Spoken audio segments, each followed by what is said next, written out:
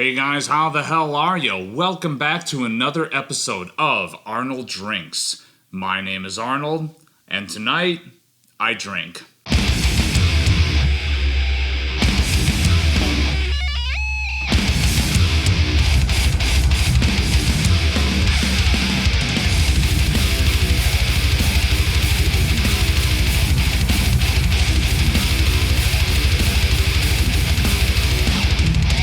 So at this point, the whiskey and bourbon worlds are very much abuzz about the new offerings from Jack Daniel's, the Triple Mash and the Bonded.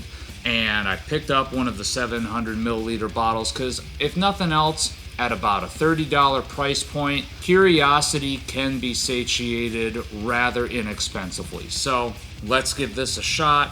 This is, of course, bottled in bond, meaning that it is 100 proof, meaning that it is aged for at least 4 years. Something else of note, too, is that this is the same exact mash bill that's in Old No. 7. Now, that being said, I'm always game to try new products from Jack Daniel's. The reason why is because although I despise Old No. 7 with a passion, I just can't stand it. It just doesn't taste good to me at all. Pretty much anything else that Jack puts out, in my opinion, is exceptional, and it has an interesting note about it, usually that Jack Daniel's banana flavor that everyone talks about. So I'm definitely game to try this. Let's check it out.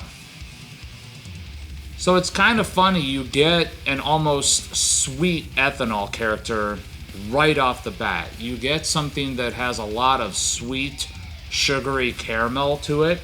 But, ooh, man, does it have that paint thinner vibe in the aroma. Yeah, admittedly, that aroma is not my favorite. Oh, so much paint thinner, alcohol burn, but at this...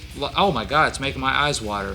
But at the same time, I was going to say, there is definitely a sweet note underneath it. Sweet, sugary caramel, but there is that banana note right underneath that. Almost like a freeze-dried banana note. So, like when you go to the store and you get like that bag of banana chips, that is definitely what I'm getting out of this. And now that I mentioned it, it's becoming even more prominent in there. Little bit of an oakiness in the aroma too. Let's go in for a sip.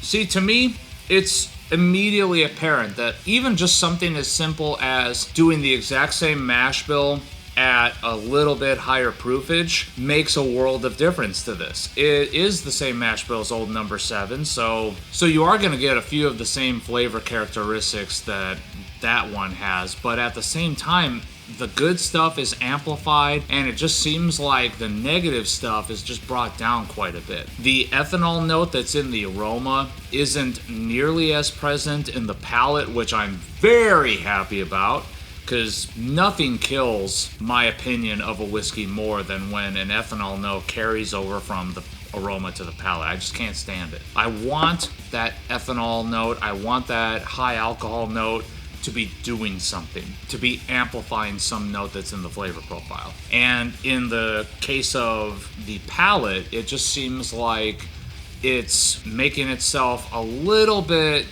lesser known, and it's allowing the flavor notes to shine, which I'll accept that too.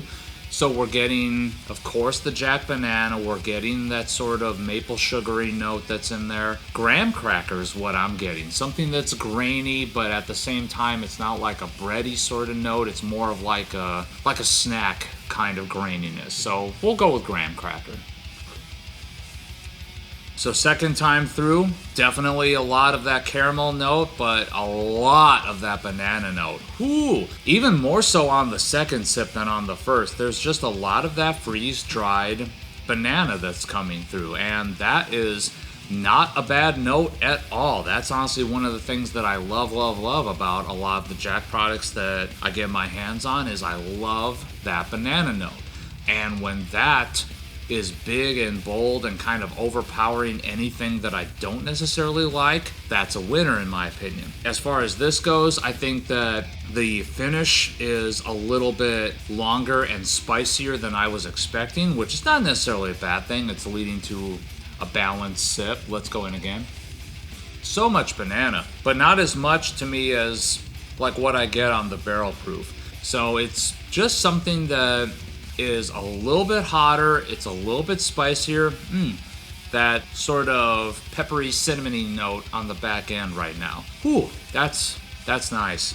The finish is long. The finish is lingering. You know, it's something that's a little bit unexpected to me, that this is something that honestly hardly anything has been done to the basic formula, and it's making a world of difference to make this a far more enjoyable pour to me than Old No. 7.